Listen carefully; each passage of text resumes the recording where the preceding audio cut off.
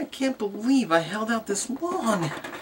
I mean, I kept trying to deny it and kid myself, but there's just no way I could resist. And after all this time, I had to have it. I just don't know what got into me. Lately, for some reason, I don't know what it is, but just all of a sudden, I needed to have this. I just feel so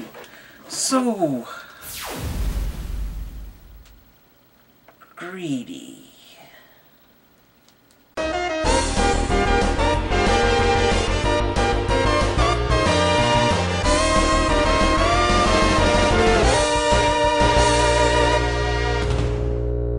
We'll start off quickly with the basics. The OOO's driver is represented very well here. Bandai Japan is always very accurate when it comes to recreating these. You can see a lot of the silver and metallic blue creating all the different lining effects and getting all of the different aspects of the belt accurately painted and represented. Right down to the blue stripes on the sides of the belt. Now, engineering-wise, there is also a lot going on here that really impresses me. For starters, well, we'll get this out of the way. This piece can actually be completely removed, leaving you with a blank belt. I'm not quite sure why, because nothing actually takes advantage of this in the entire toy line. It is nice if you want to kind of recreate the driver's look in the show when AG is not wearing it, but other than that, no, they never really took advantage of that ability. Everything else, let's see, what else do we have going on here? Oh, one thing that is the most basic thing, but I'm so glad to see it. As always, the belt can be removed with two little buttons here on the side. However, it can also be used here. Both sides of the strap do come off. That's a feature that I mentioned in the Axle Driver review that I said I really wanted them to do from now on, and it looks like they just might be doing that. This makes storing the belt so much easier when you don't have unremovable straps to deal with.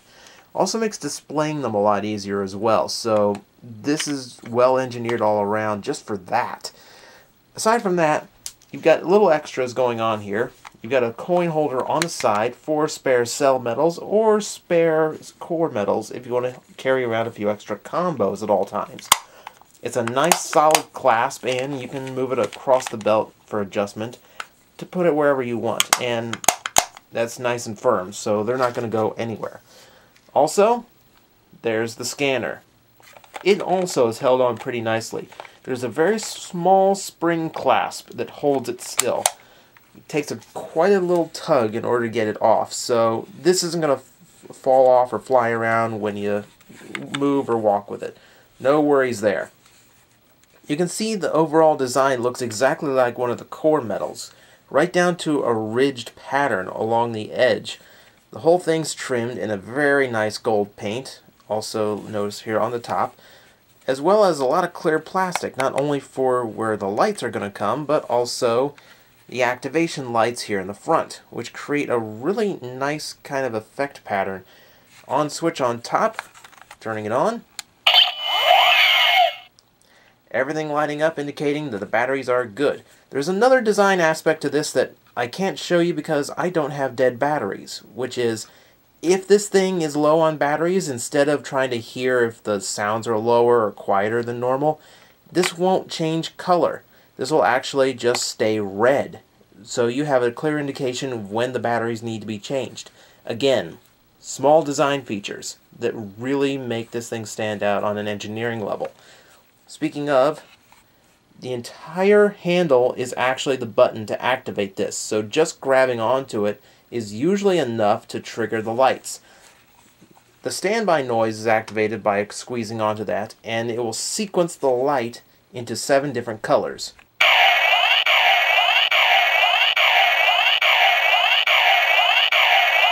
Now the belt itself is going to come with 4 core medals. The first 4 you saw in the show, and thus the most important.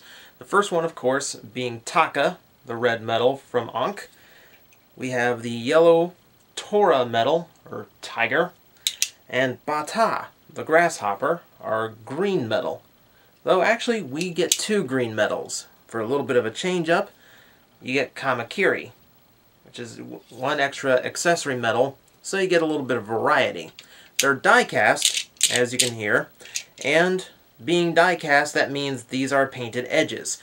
So be a little bit careful with them. Don't go banging them around or scraping them around too much, because that paint will scrape and chip off. So just be a little cautious with them. One thing to point out before we demo, however, on the back of the DX medals you'll actually find lines molded in.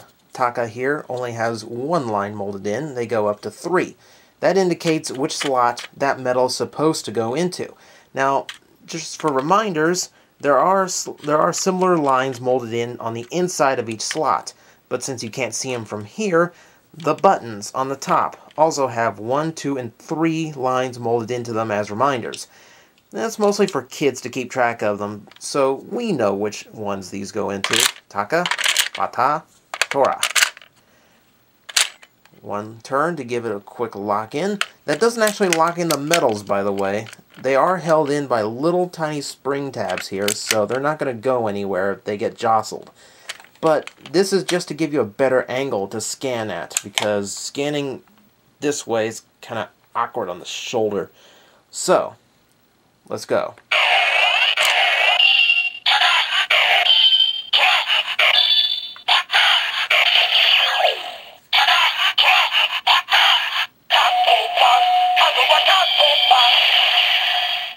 We all know that music by now. One of the things I want to indicate here, there are no buttons whatsoever going on here.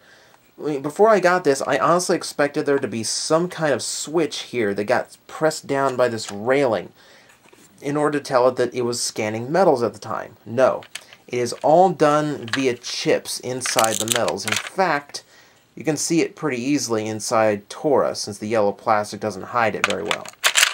The driver even tells the scanner when it's passed through all 3 metals when it hits a chip on the inside here. So even through heavy plastic, that scan works. Now, if I run through one more time,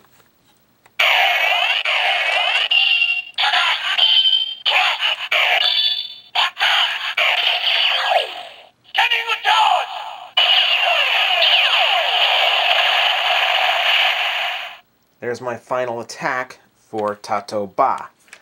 Now that has to be in the exact same order with the exact same 3 metals, or that is not going to work. Afterwards it starts over the normal combo, and this is just me going slow to demo all the noises it creates. You can go as fast as you want. The scanner is actually really good.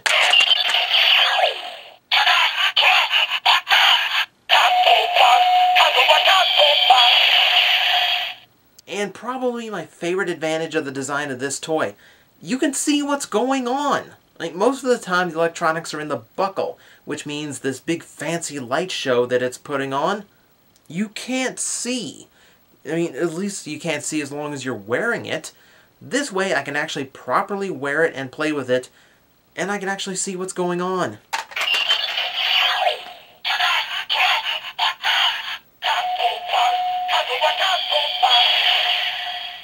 And for the record, doesn't matter which order you scan the metals in. As long as it's Taka, Tora, Bata, you're going to get the combo noise. When you're ready to switch metals, all you have to do is hold down this button, which is nicely concealed thanks to all 3 stripe markers. Holding it down will allow you to unlock it from its slanted position, and you are ready to switch. In goes Kamakiri, our only other arm metal right now. Locking it back in place. Scanner again.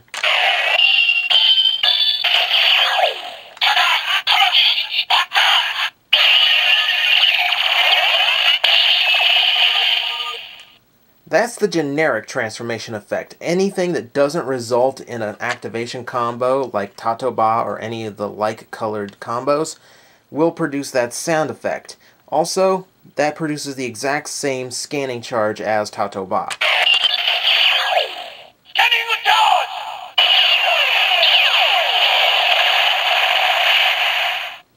I mean, overall, this is a really awesome toy. I mean, this is way better than I ever thought it would be before I bought it. This...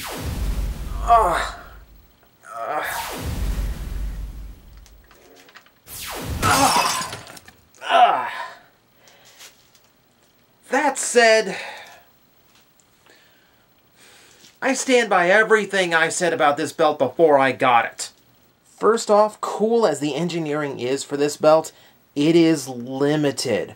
Right out of the box, that's pretty much all you get. You get the main Tato-Ba combo noise, you get the generic with the Kamakiri metal, and you get the same scanning charge no matter which combination of the four you use.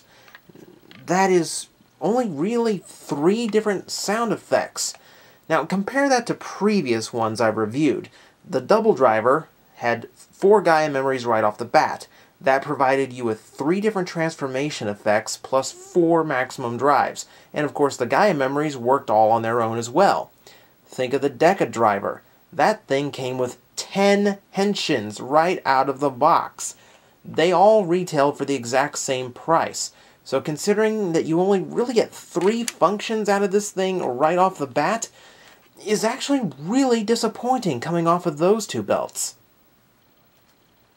However, I think I warned you about this before when I reviewed this.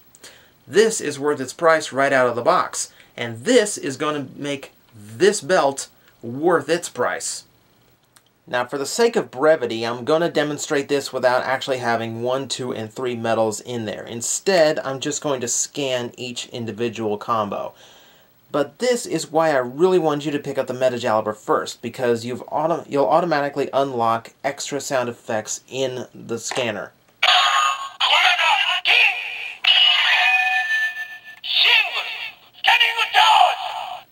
That's just scanning 1. Scanning 2.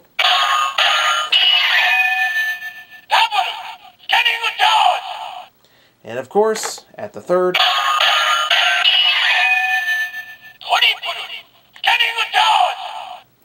So that's already 3 extra effects unlocked just by having this toy, which is worth its original asking price. Remember that little button I demonstrated? That little hidden one behind the railing? That's supposed to be hit by the driver's scanner. That is what's supposed to unlock the final slash noise with this toy. So it all kind of works in and plays together pretty well, and actually adds a lot of value to this belt right off the bat. If you bought it first, that is. And though it really doesn't amount to anything, having the Metajalber first does give you 3 more metals to scan right off the bat.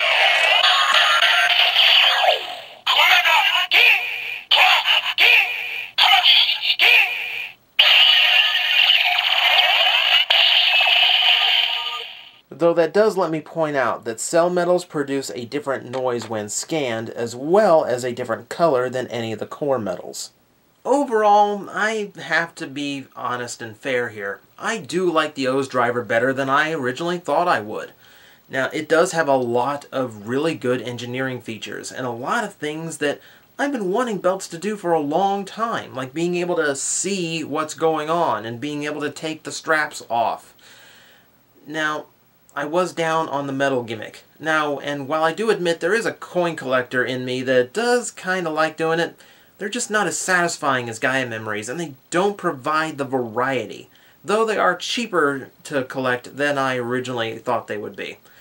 So, overall there are balances, but I still stand by my statements that I've made since before I owned this thing.